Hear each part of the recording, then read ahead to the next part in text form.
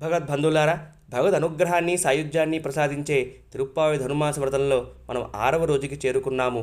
ఒకసారి పాసురాన్ని అనుసంధానం చేసుకుని అర్థాన్ని తెలుసుకునే ప్రయత్నం చేద్దాం.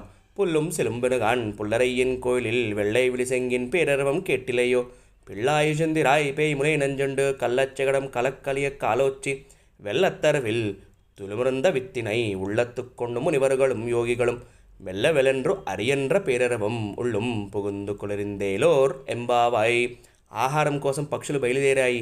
పరమాత్మకి ఉండే ఆలయాలలో తెల్లని శంఖం ధ్వని చేస్తోంది. ఆ ధ్వని వినిపించలేదా ఓ పిల్ల? పూతన స్తనములందు విషంను ఆరగించినవాడు, శకటాన్ని కాలు చాచి పొడి అయ్యేలా చేసినవాడు, క్షీరసాగరములో సుకుమారమైన శేషశయ్యపై యోగనిద్రలో ఉన్న పరమాత్మని తమ హృదయాలలో ఉంచుకున్న మునులు యోగులు హరిహరి అని చెప్పే పెద్ద ధ్వని మమ్మల్ని లేపింది.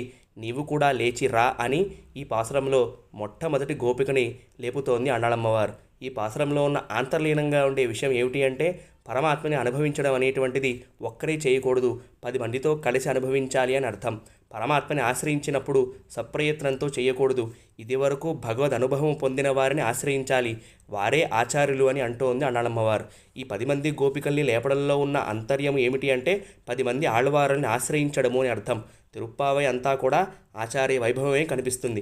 ఇక్కడ పక్షులు అంటే భగవద్ అనుభవము, జ్ఞానము, ఆచరణ అనే రెక్కలు గల మహాత్ములు అని అర్థం.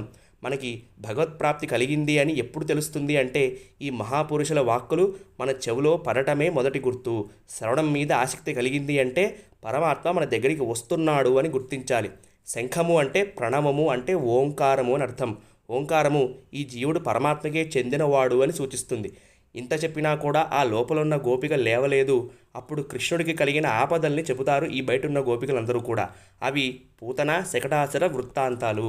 పూతన వృత్తాంతము మన దగ్గర ఉన్నది ప్రేమతో పరమాత్మకి అర్పిస్తే ఏ పదవి ఇస్తాడో పూతనకి కూడా అదే పదవి ఇచ్చాడు పరమాత్మ అని నిరూపిస్తుంది.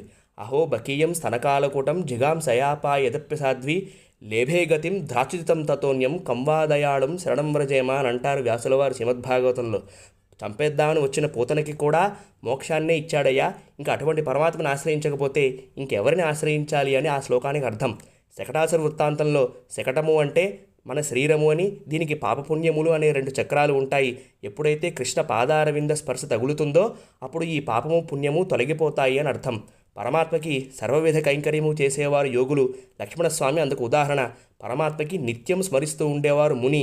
భరతుడు ఇందుకు ఉదాహరణ. దూరంగా ఉన్న రామచంద్రస్వామినే నిత్యము తలుచుకునేవాడు భరతుడు. హరిహరి అనే పదానికి అర్థం మన పాపాల్ని హరించేవాడు అని అర్థం. ఇది ఈ పాసురంలో ఉన్న విశేష అర్థం.